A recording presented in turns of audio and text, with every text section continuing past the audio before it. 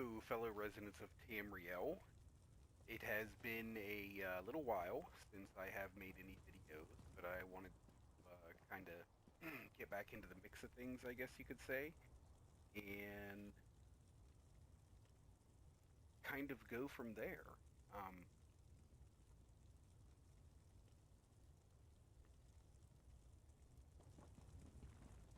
Going to be doing a little Stam Necromancer build right here. First half of the video is going to be a dual wield setup, and the second half is going to be a two-hand setup. Kind of kill two birds with one stone specifically. So I am streaming this live because uploading and editing and all that stuff is just really a pain in the butt. So if I mess something up and I don't catch it, I apologize off the bat. So what I wanted to do here is make a few videos that I could upload to Discord or a guild that I'm in, just to help people uh, maybe put together a very simple, basic build with basic uh, skill sets. Try to make them as easy of a rotation as possible. Unfortunately, with Stam characters, that's not always the best, or always the easiest, I guess. So the rotations with the Stam characters are always pretty extensive, but I am going to try and put this together here to make it as easy as possible. And I focused this around gear sets that are very easy to get. These are not, I'm not using any trial sets or perfected trial sets. They are dungeon and overlay sets, is what I'm going with. So to go over the character sheet first off, 10,000 maximum magicka, 20,978 maximum health, 34,149 in maximum stamina. Stamina recovery is sitting at 1,034 currently, unbuffed. Weapon damage on the bow bar is 2647 with a 36.1 critical rating. And resistance is set at 14k apiece. Now,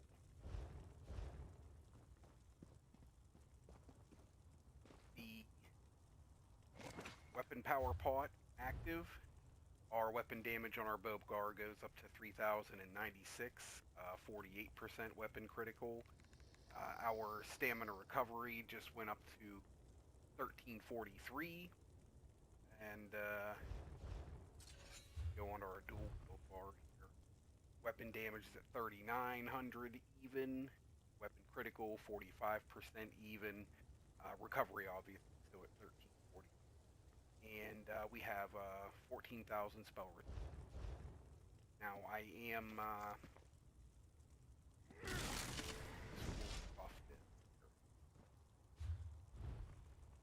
with this setup, you can, in the rotation I'm going to show you, you can have a spell and physical resistance, both above 20k, which your healer is going to greatly thank you for, in my opinion, because you're going to be far less squishy in most situations.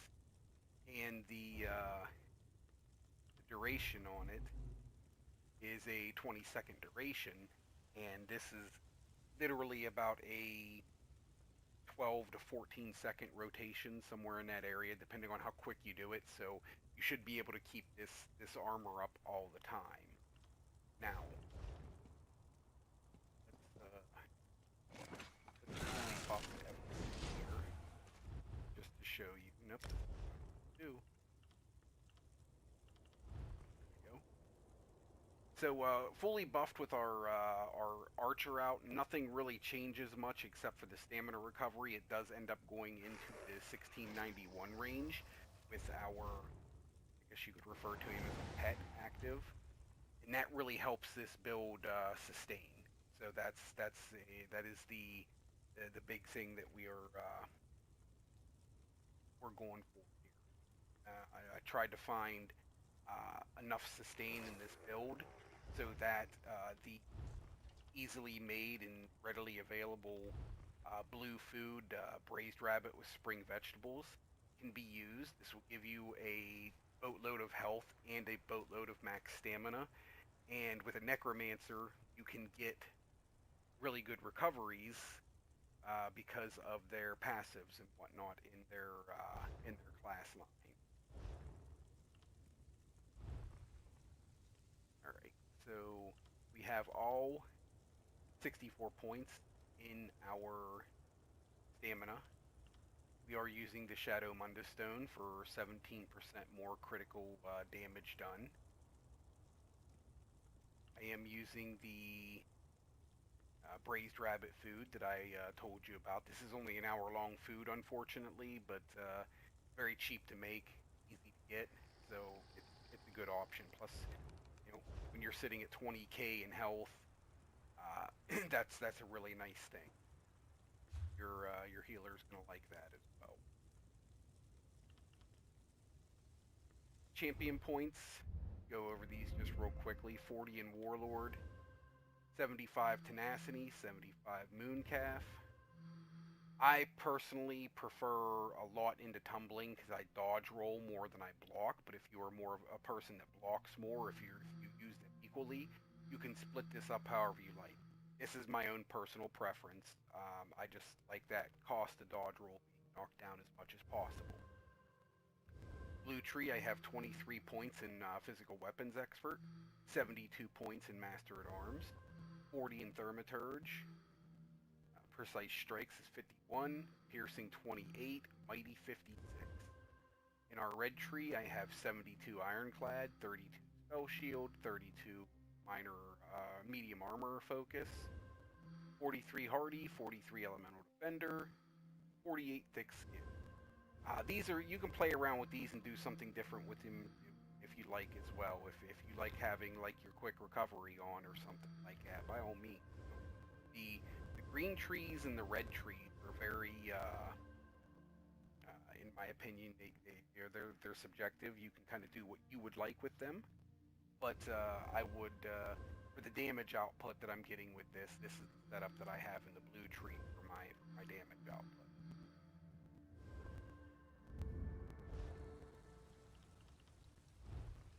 Alright, so first and foremost, we are using Aegis Collar. This is a set that is found out of Unhallowed Grave. It is, you could farm this on normal if you would like, and get it pretty easily. If you do all the side bosses, that's a lot of different chances to get better, you get more drops as well. So the Aegis Collar is really nice. We have the weapon damage, stamina recovery, which is one of the reasons I like this set is that stamina recovery, since I can use that blue food using this set because I got this stamina recovery. Then you get weapon damage again, and then when you deal critical melee damage, you call out a Lesser Aegis who spins and does 5,445 damage every 1 second. That's a really big damage output right there. The nice thing about it too, it's got like a 6 or 7 meter radius to it as well, so it hits everything in that radius. It's not limited to one target. So that's really nice. So I am using the axe on the main hand, and it is Nirnhoned, and I am using the dagger on the backhand, and I have it in sharpened. I am using a double dot poison. This is made with your Alkahest, Nirnroot, Fleshfly larva, and Nightshade. And it's a pretty good damaging poison. 1848 over 3.5 seconds, and 1200 over 6 seconds, or 1200 every second for 6 seconds. So, really good amount of damage coming from both those poisons. Now I am using the Maelstrom Perfected Bow. This increases the damage that volley does. by 143 every time volley ticks, up to a maximum of 8 times. The perfected version gives you an extra 666 weapon critical. The non-perfected version of this is going to be just fine. It's not a big deal if you've never gotten the perfected. It is very easy to beat normal Maelstrom with most characters anymore, and you can get non-perfected versions. And the only thing you'd be missing out on is that weapon critical, which isn't really truly that big of a deal because we're not on this bow bar long enough for it to make a huge difference. I do have this infused, and I have a weapon damage glyph on it. With that weapon damage glyph on an infused weapon like this, you get that extra 452 weapon or spell damage for 5 seconds. And with the infused trait on this bow, after the 5 seconds is up, it can be reapplied immediately. So you can actually have a 100% uptime on that extra 452 spell damage with using this like this and having and keeping your volley up, your endless hail, or whatever version of it. I prefer endless hail myself, but as long as you're rotating correctly and getting back to reapplying it before it falls off, you're going to keep 452 weapon damage up 100% of the time, and that's pretty big. Monster Helm, I am going with Stormfist Visage. This is out of the, what's the name of that dungeon? The Tempest Island on Vet. The first bonus to it is 129 stamina recovery. Once again, I found something with stamina recovery on it to be able to, let us use that blue food rather than using a like Lava Foot or Dubious or something like that that has recovery added into it, but less health and less max stats. So that is the reason that I'm going with the Stormfist. Plus, it does do shock damage, 2,000 shock damage every second for 3 seconds to all enemies within a 4-meter radius, and that shock damage can actually apply Concussed, which will give a minor vulnerability buff of more damage done. So that's always a nice thing. Plus, after that 3 seconds is up, the fist closes and does 11,000 damage as well. So when parsing this out with different helms, it's fairly comparable to using your Sleene mask and Veladrin. So in the right build, they're going to outperform, but I really like this extra stamina here for this recovery, or extra stamina recovery for sustain. The other set I'm using is Briarheart. This is an overland set that is found in Rothgar. Now, it doesn't really matter how you put this together, as long as you just have, like Briarheart. You can find Briarheart fairly easy, especially all of it in Divines, just from a guild trader. As long as you're only going with, body piece. When I did it not too long, well, it's been a little while now, but last time I had done it, I didn't spend a whole lot getting everything in Divines body piece. It's the weapons and jewelry that end up normally costing you money, but however way you can put it together, put it together. I do have everything in Divine, so that I'm getting that maximum damage output from my Shadow Stone, that's 17%. I do have stamina glyphs on every piece of my armor as well. And I do have gold jewelry on this right now. Purple jewelry is going to perform very well also. Not quite as good as the gold jewelry because of the way they change things around, but it's still not going to be that far behind, honestly. And I do have the Bloodthirsty on all 3 pieces of my jewelry, and all 3 pieces of jewelry have a weapon damage glyph on them. Oh, the Briarheart. I'm sorry, I didn't go over what it does. You get spell or weapon critical, maximum stamina, weapon critical. And when you deal critical damage, you increase your weapon damage by 450 for 10 seconds. While this effect is active, your critical strikes heal you for 349 health. This effect can occur once every 15 seconds. You'll see when I parse this out how quickly those 349s roll over. It's really nice for your own health sustain, and another thing that your healer is going to be happy to see. Um, Now, this setup, like I said, is just basically something that you can put together where you didn't have to have trial gear and stuff like that. That is the perfect setup, or not perfect. That is the reason in the setup was just being able to get two sets that mesh pretty well together and can get a decent damage output. Skill lines, we are using Endless Hail on our bow bar, and then I have Barbed Trap. I have my Skeletal Archer, and I have this Summoner's armor. I like this Summoner's armor because this gives you Major Resolve, which increases your physical and spell resistance by 5,948 for 20 seconds. But it also reduces the cost of your Blast Bones, Skeletal Mage, and Spirit Mender by 15%. So all the Blast Bones that we're going to call out in this are going to be cheaper. Every time we call out the Archer, it's going to be cheaper, helping with sustain. And we're going to have our resistances, like I showed you earlier, in that 20k range, and that's going to be it's going to go a long way for making you not very squishy. I have Detonating Siphon on my front bar. This is only here just for this 3% damage increase.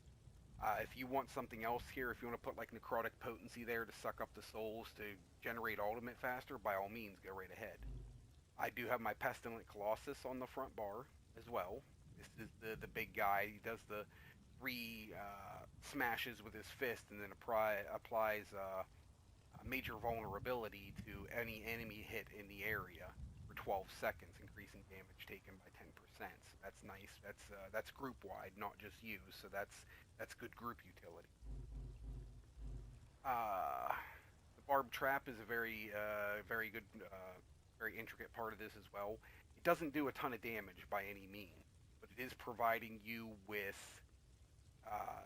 Minor Force, which is going to increase your critical damage done by 10%. So that's huge.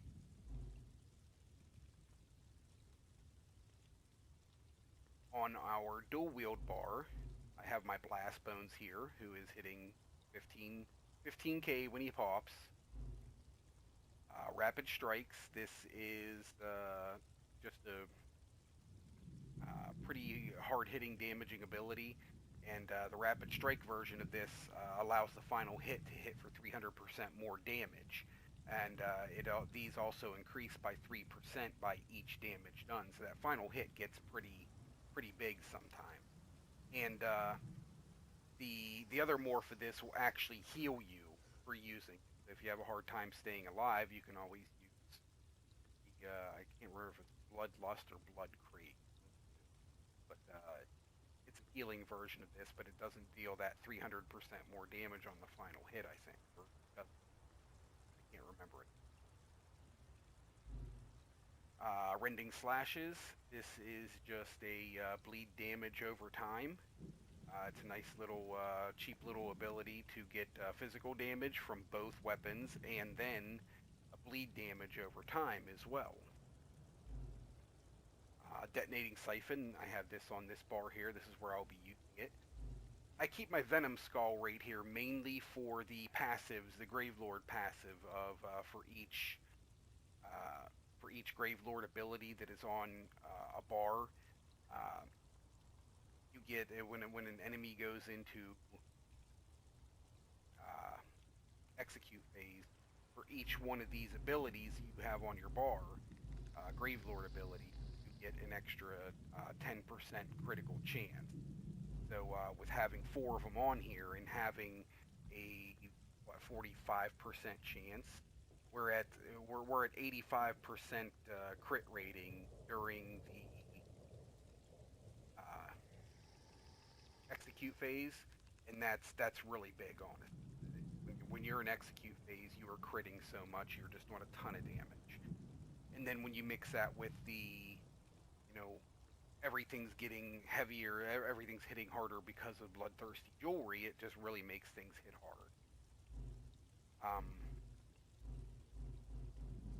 Pestilent Colossus is on this back bar as well.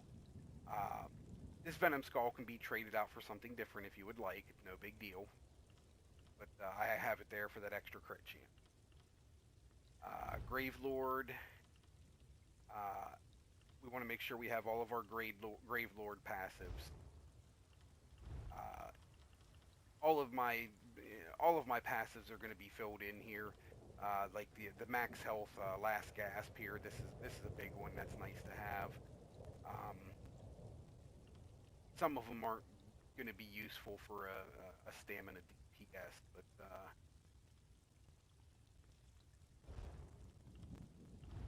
because I'm on the test servers, all of them are filled out. Another one. Yeah. Your corpse consumption. This helps you generate ultimate a lot quicker. And the Undead Confederate. This one's huge here. For having a Blast Bone, Skeletal Mage, or Spirit Mender out, your Magicka and Stamina recovery increase by 200. That's really big and goes a long way in making sure that Braised Rabbit well. In our dual wield line, obviously we have all of our passives filled out. Our passives are increased damage with dual wield abilities by 20% against enemies that are under 25% health. So that's like a built-in execute. That's pretty cool. Increase weapon damage by 6% with your offhand weapon damage. Reduce the stamina cost of your dual wield abilities. 15% damage bonus when attacking stunned, immobilized, disoriented, or silenced enemies. And this one here just grants a bonus type, like each X gives your melee attacks an 8% chance to cause bleed damage for 1,300 or 13,000 over 6 seconds. Your dagger increases your critical rating by 1,095. If you were using swords, it would increase damage done by 3% for each sword. And maces ignore 10% of enemy physical. Our bow abilities, we have all of our bow abilities passives filled in as well. We're going to obviously have all of our medium armor abilities, or medium armor passives filled in. And in the heavy armor one as well, I always like to make sure I have this Juggernaut. I mean, it's only 2% more health, max health. But I mean, 2%'s 2%, whatever. If you have 2 extra points to put in there, it's a little bit more health. If you don't, not that big. I have all my Fighters Guild passives filled in. I have all of my Undaunted passives filled in. All of my Orc passives filled in. And I make sure that I have my medicinal use so that my potions last 47.5 seconds, and they have a 45-second cooldown. So keep your potions up 100% of the time as well. The rotation that I am using with this is we are light attacking between each attack, and we're going to be light attack weaving, like I just said. And we're going to be using Endless Hail, light attack Barbed Trap, light attack Skeletal Archer, light attack Summoner's Armor, and then we're going to bar swap. And it's going to be light attack Rapid Strikes, light attack Rending Slashes, light attack Blast Bones, light attack Rapping Stripes, light attack Rapid Strikes, light attack Blast Bones, light attack Detonate Siphon, and then 2 more Rapid Strikes with light attacks in between them, then we'll bar swap and go. That is, for the damage output that I was hoping to get out of this, that is the that's what I came up with. It is a little bit extensive. It really is. It can be a lot to learn. If it's something that's a little bit too much for you, you can always start off small just by doing, a rapid strike, and then Rending Slash, and then Blast Bones, then, you know, do a couple Rapid Strikes, and then do your Detonating Siphon. Like, you can find your own way that you like to do it. This is how I figured it out that worked for me. It's not set in stone. This is exactly what you have to do. You can do what's comfortable with you, but it's a good setup all around. Went over our champion points. I think I'm trying to get through this and not go into like huge depth and huge detail with it. Just trying to make it as simple as possible, so we're not taking forever. So without further ado, I'm going to go ahead and just go ahead and hit this 3 million guy right now and give you an idea of what kind of damage this setup is doing right now.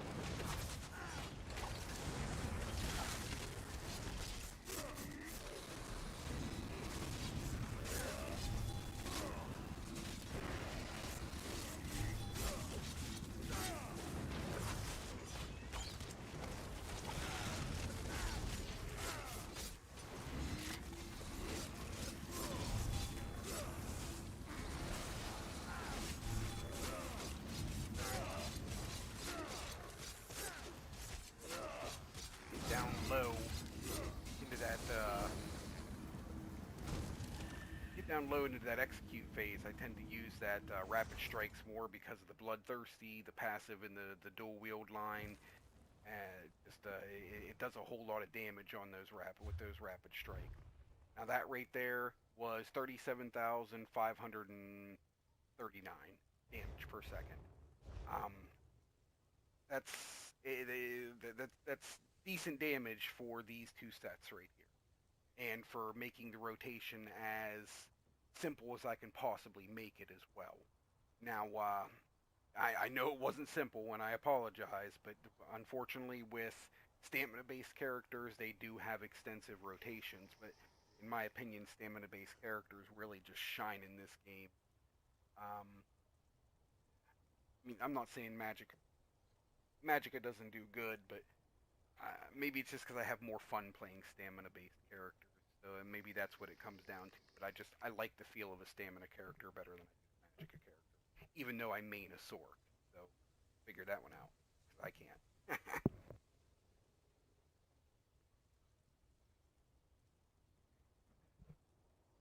Now that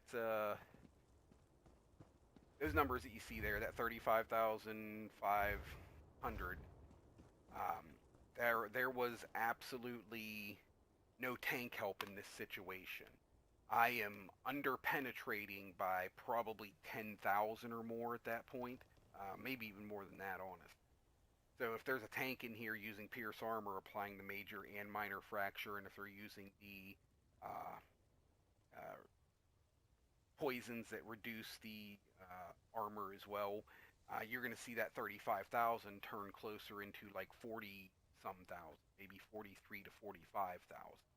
So it definitely will hit a lot harder than that in a proper group. Just for the shits and giggles of it, I want to show you what this can get on here.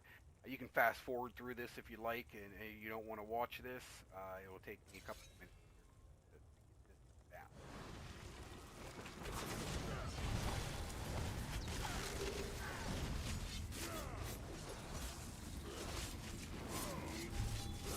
Anytime you see that gold glow coming off, that is that Briarheart blocking it. You can see those numbers rolling over, all the heals that I'm getting from it.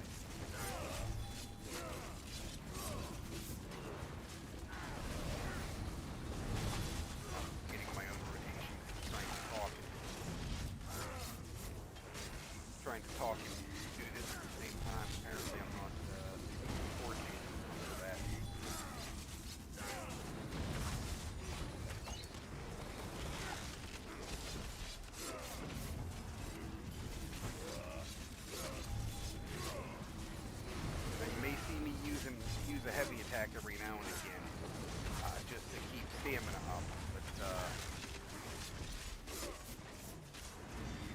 just kind of something you may have to do every now and again to be able to have that that high health picker.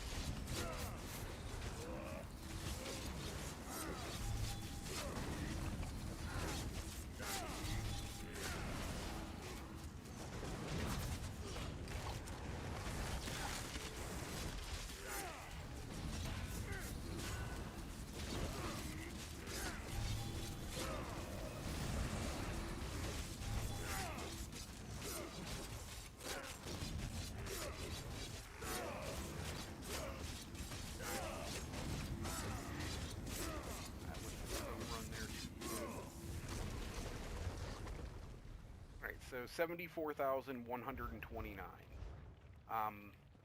That's good damage.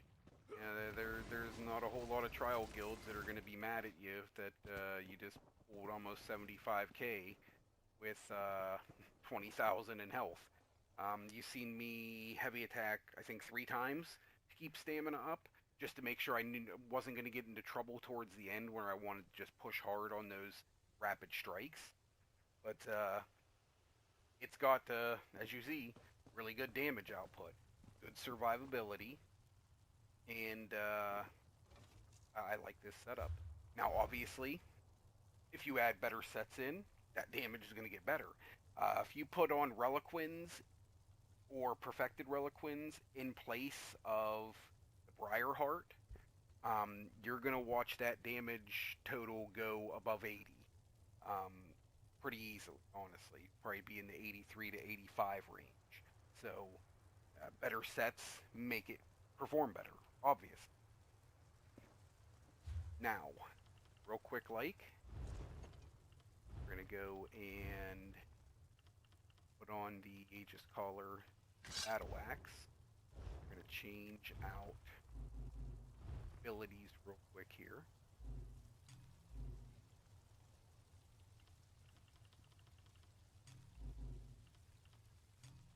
Okay, so on the two-handed side of things, the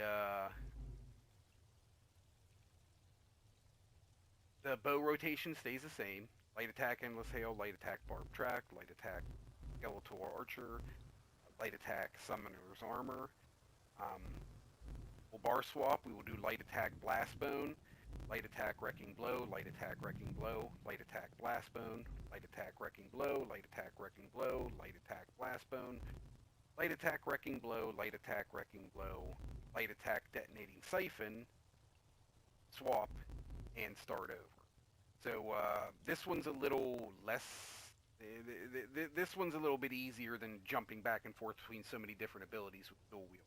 I think it's just 2 wrecking blows and then a blast bone. 2 wrecking blows, blast bone, 2 wrecking blows, detonating siphon. Very, a lot simpler in my opinion. So not going to change anything about our champion tree. We don't need to. Everything's set up pretty well for this setup as well. So on the 3 million here real quick.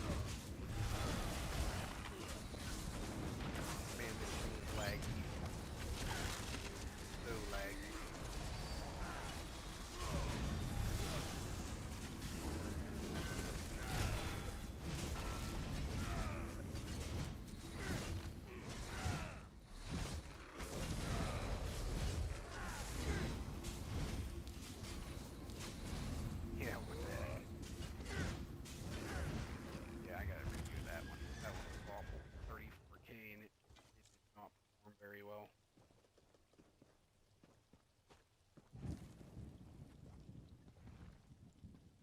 Had a lot of inconsistencies with my rotation right there because of the lag going on. I didn't have light attacks going off. I didn't have abilities going off when I was hitting them. Unfortunately, that is the problem with the test server sometimes. It will just act a fool at times. There's not a whole lot you can do about it. So let's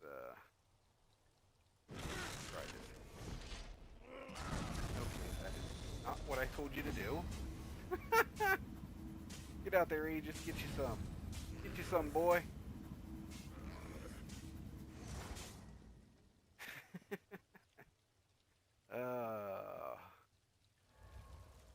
What a game. Come on.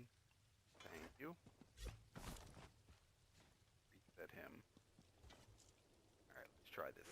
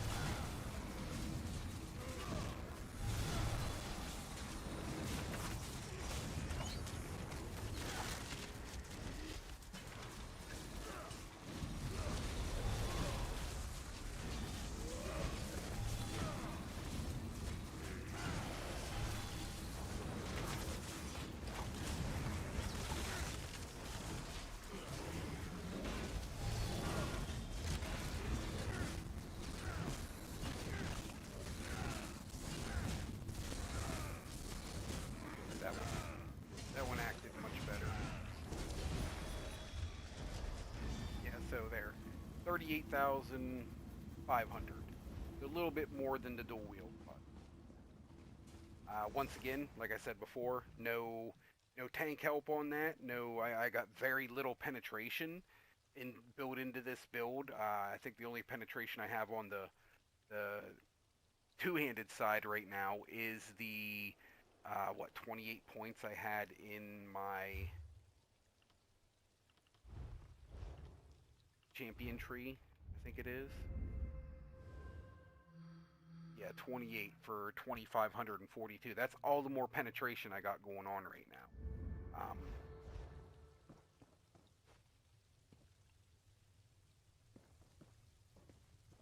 So when you get in a group that, you know, there's a lot more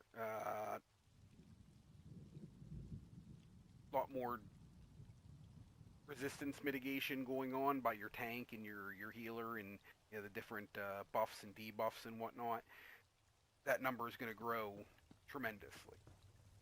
So once again, I'm going to hit this big guy right here, give you a look at what this can do on the two-handed side, and then we'll go ahead and wrap this up.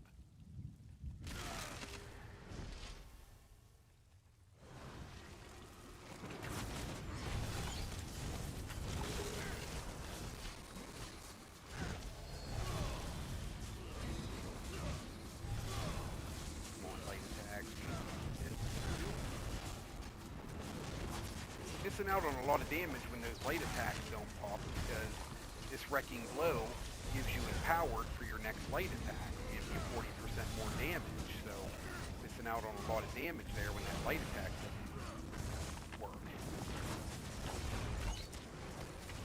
Oh, are you kidding me?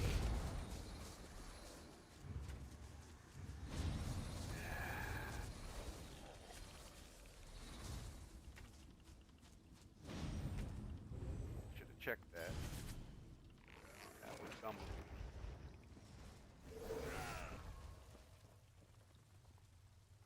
Definitely dumb.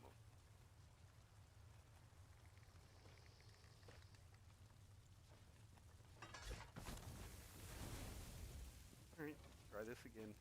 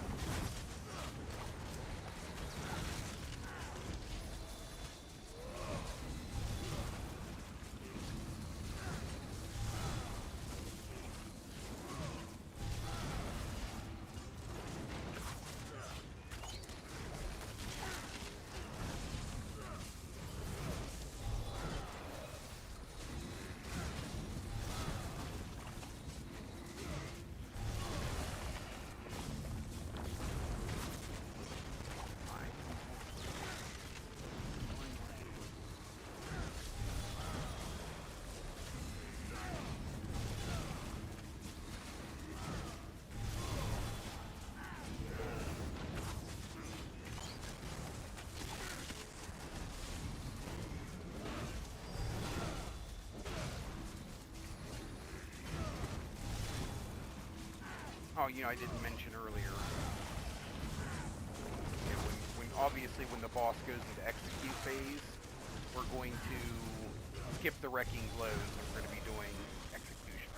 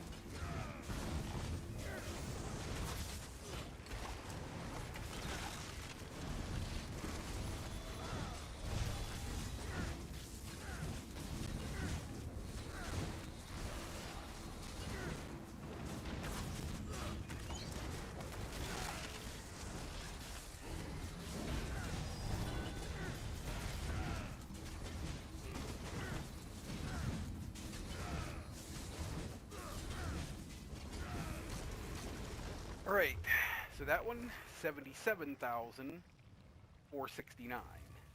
So, yeah, it's got the potential to do a whole lot of damage right there. About 3K more than the dual wield did, and that's literally mainly just because of the execution or execute. Um, that is, you know, when we're dual wielding, we're not truly using an execute like we are on the two hand. So you know that's making a big difference. Now, if I were to trade out Reliquin, uh, or if I were to trade out the Briarheart for Reliquin in this situation with the dual wield or the two hand, probably 85K, maybe 87K even on that dummy right there. So I'm not going to take up any more of your time, guys. I just wanted to show a couple different ways for a stamina necromancer. Like and subscribe for some more videos. I'm going to be putting some out on my days off here, and putting them on the Discord so people can watch them and get an idea of what type of build they can throw together. This isn't something that is absolutely you know I'm not claiming this to be meta in any way, shape, or form. There are many different gear combinations that you can use with this setup and get really good numbers with as well. But those are the rotations at least that I like to use that help you keep your buffs and your uh, damage up as much as possible.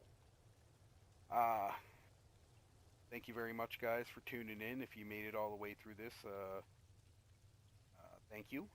And I think that's all I got for you guys. Happy adventuring.